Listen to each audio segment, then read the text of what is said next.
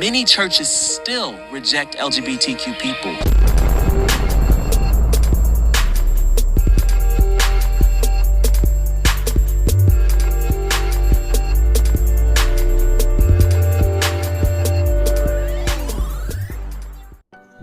Hold up. Why has the church become so accepting of homosexuality now? Why has the church allowed homosexuality to penetrate the doorsteps? You even have pastors that are part of the LGBTQ community now. Drop down in the comments. I want to know your thoughts and opinions on this. Many churches still reject LGBTQ people who often have to decide between hiding who they are or being cut off from the biggest source of community they've ever known. Very different this evening. More than 200 churches have left the North Georgia Conference of the United Methodist Church over LGBTQ issues. 261 churches broke away from the denomination over the weekend. The United Methodist Church bans same-sex marriages, and openly LGBTQ clergy cannot be ordained. Since 2019, thousands of congregations across the country have left Methodism, both because of that policy and because other churches have defied. Benjamin Carlton. He is an openly gay pastor and activist. Benjamin, thank you so much for being here, my brother. Talk to me about what it means to identify as an openly gay pastor. Exactly that. I am a man of faith who believes in the divine, who believes in a creator higher than me. And I so happen to be a same gender loving black man in America. None of the things that I had any decision on. I was born black, I was born gay, and decided to follow the divine. Now that's an important analysis and a powerful one that I completely agree with in terms of your assessment of yourself and your assessment of the conditions around you. But there are people who will say you can't be both of those things. You can't have a gay pastor. That's what my tradition says. There are traditions of black faith traditions, black Protestant traditions in particular, who would say you can't do that, and that there's some kind of contradiction here. What do you say to those people? What a lot of people don't know, especially black people, is that queerness was celebrated in all of our indigenous communities, well, at least most of our indigenous communities, before colonialism came and disrupted queer love, disrupted our spirituality. And so we were born into conditions and in messaging and in scripture that tells us that homosexuality is wrong. And most people also don't know that the word homosexual didn't get entered into the Bible until 1946. And so there were people responsible, mainly white people, white men responsible for shaping what we believe now. There is no evidence, right? In the 1960s and even before that, homosexuality was considered a mental illness.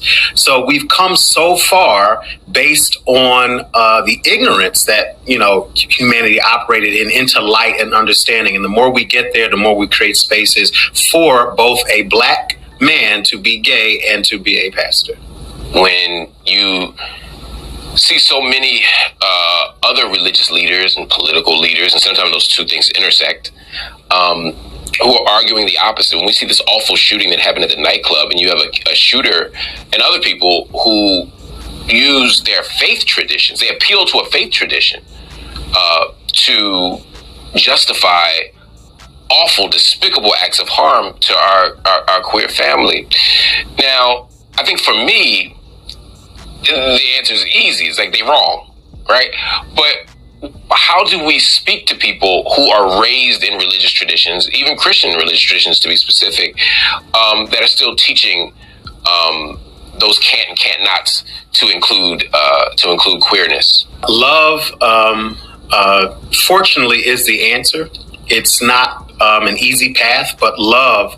I unfortunately used to be one of those preachers who preached against homosexuality. I was a closeted homosexual who preached that homosexuals was going to hell. Why? Because I was indoctrinated into an environment that said homosexuals were going to hell. It was what I was taught. It was what was preached. And even in my ministerial journey, being taught by other pastors and ministers that it's wrong. And so it was easy for me to adopt that narrative because that's all I was taught. It wasn't until I was exposed to what it means to be an empowered black gay man in America, to be an empowered man of faith who was queer in America that I began to see the light of the other side. And it took love to get me there. I spent most of my life, I didn't come out of the closet till 30. It took most of my life, I lived a degrading life where I preached against my own humanity. I see so many religious leaders, and I'm not talking about just black ones. And we could look at Ted Haggard. We could go down the list, right, of folk who preach fire and brimstone, who preach these ostensibly fundamentalist religious traditions of thou shalt nots, including don't be gay, right? And a whole lot of them are gay. What'd you say? I was one of them. Right. When you were in that space and you were preaching, I understand you didn't come out of the closet until 30, but how were you reconciling that while in the closet? In other words, how did you think about this? Were you preaching to yourself? Were you trying to convince yourself that you were something that you weren't? Were you trying to talk yourself out of something? Or were you just completely shelving your sexual identity, or almost sublimating it through the preaching that you were doing? People who have the biggest megaphones, when you lift up their sheets, they're dealing with whatever they're preaching against. So I believe that's a part of just human behavior, right? I can't fix myself, so I'm going to do my best to try to control and fix you. And so while I think for a time I honestly believed that homosexuality was wrong and that God would deliver me from homosexuality, would cure me, would take it away from me. And 30 some odd years later, that hasn't happened yet. But that is also one of the fallacies and issues with religion, is it teaches oppressed people to be okay with their condition and okay with their position in society. Did you struggle with God in those moments when you're praying for deliverance from who you are and you woke up and you were still you? How did you reconcile that with God? Believing that I was wrong, believing that I was unrighteous, and I was in need of a God to save me. So I never, during that part of my life, believed that something was wrong with God and that God was punishing me. I believed that I was unrighteous and I was filthy in needing of God to heal me, and that God would heal me in God's own time. But I, after years of much prayer and self-discovery, realized that was just terrible thinking, but also something that was forced on me, thinking that was forced. What is your message now for Black LGBT folk everywhere, but particularly believers, people of faith, who are wrestling with the very thing that got you here?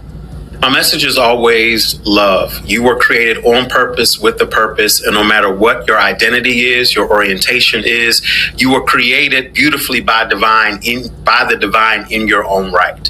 Take time to do the research to find out who you were before colonialism came and told you who you should be. Because that's the root of the matter. People want to talk about, well, how can you talk about being Black and gay and being a Christian and gay? I'm like, well, we can't talk about that until we talk about how colonialism disrupted a lot of our African spirituality traditions and customs. Some would say that's what brought us to Christianity in the first place, though. Hello? If you are a student of history, Christianity was in Africa prior to colonialism, but it was in a different form.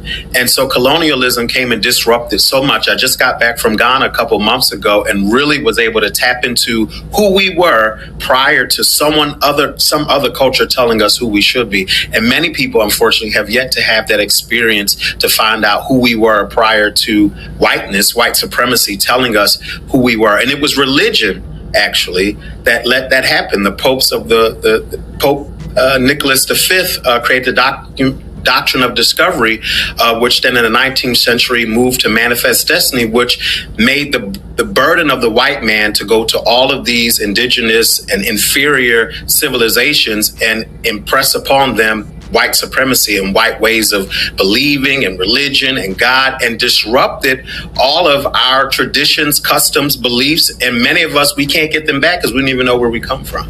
If we can figure out how to love who and what we are, we can get to a place of not just greater personal peace, but collective peace, so that the incidents that we saw in that nightclub, so that the incidents that we see around the world, and so frankly, some of the violence we see coming from the pulpit, the rhetorical and homiletical violence we see coming from the pulpit, will dissipate. Anyway, Dr. Benjamin Carlton, my brother, it's so good to see you as always. Thank you so much. After every church, I would hear the sermon that God hated gay people, and I would call my boyfriend to see if I was still gay, and he would say something to me. I was like, yep, still gay. I guess that sermon didn't work.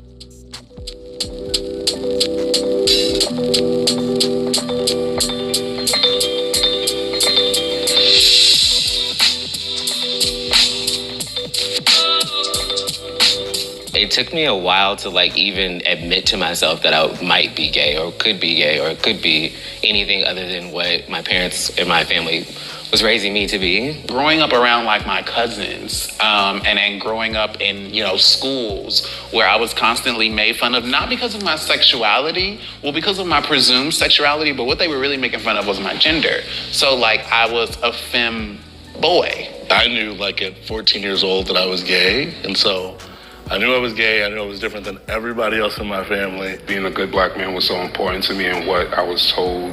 I did not perform black masculinity as a child. I wasn't interested by it. I didn't talk to boys. And I remember thinking that I was wrong. I thought there was something wrong with me. I identify as genderqueer, so there are times where I don't exactly present or dress as the male that I was assigned at birth. The moment I realized that I was gay, I broke down and cried and kind of had this real moment of wow, this is who you are. This is who you are going to be. I told my children's mother, I woke her up actually, because it was probably after 11, and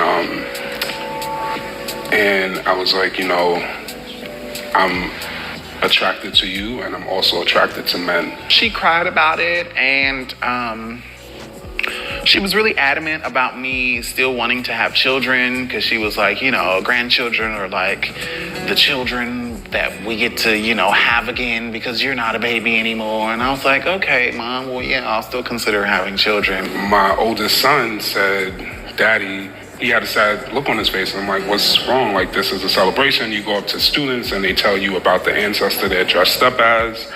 And it was an alternative Halloween thing. So he looks sad and he tells me that he doesn't want me to be this way. And I'm like, what are you talking about? And he's like, Mommy told me about you. And it was so wild to have my son now be in this seat of judgment.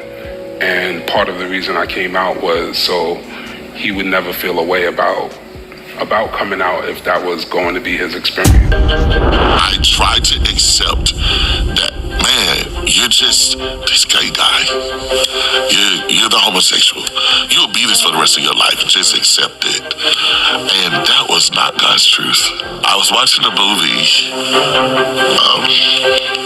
and I was in my room, and while I was watching TV, the Lord speaks to me, and he says, DeAndre, son, I never had an issue with you loving men.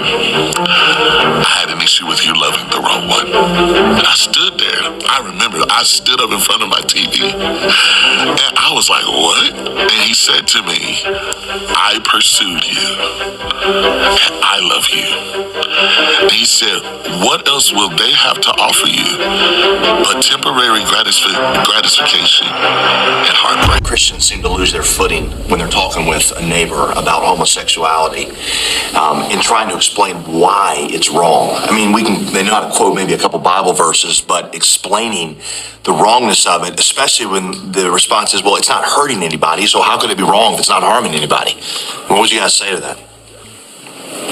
Well, I would say, first of all, you have to ask, what is this for? What is sexuality for? And so if we believe that God designed this, then that means that there's a purpose to it. And the complementarity of a man and a woman in a marriage relationship, fidelity, one flesh, that stands behind the whole reason for the design of sexuality. It's not just an individual matter.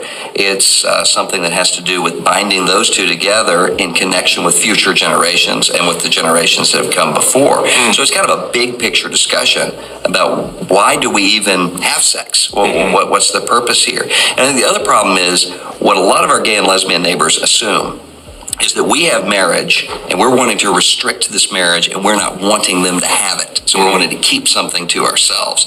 What we're saying is not, we don't want you to be able to get married. We're saying that same-sex marriage is impossible. based upon what sexuality and what marriage is. So it's not that we're trying to disappoint our neighbors. We're saying this is for the good of human flourishing, and we love you. That's the reason why not only do we say that we think there's some restrictions for you, there's some restrictions on us in terms of what this looks like. Yeah, and there always have been. Yeah. And I think that's an important point. And I think people also need to understand two things. One, we say it's not harming anybody. It's me in my bedroom. Well, the current debate about marriage explodes that myth. This is not private. This is pressing upon culture as a whole. And because they framed it in civil rights language, it means that this is the greatest farce ever. You can go ahead and practice your religion. This has nothing to do with you practicing your religion. If this is a civil rights issue, and if us not doing weddings for homosexuals or not hiring homosexuals becomes violating civil rights, then it is not conceivable that the church will be unharmed by this. So that myth is exploded. This is not private. This is public. The other thing is that all legal decisions are based on principles and established precedent. And right now the principle is, sort of the Beatles mentality. All you need is love. Well, if that's the case, if marriage is based on popular opinion and who loves each other, the 50-year-old man and the 12-year-old boy, the man and his daughter, so on and so forth. And everybody say, oh, red herring. No, not once the principle is established. So this is not private. Sexuality, about family, about emotions. I think sometimes we still have struggles. I do think the world is changing. Yes, it is. We're in a time now where people are more open about their perspectives and thoughts and feelings.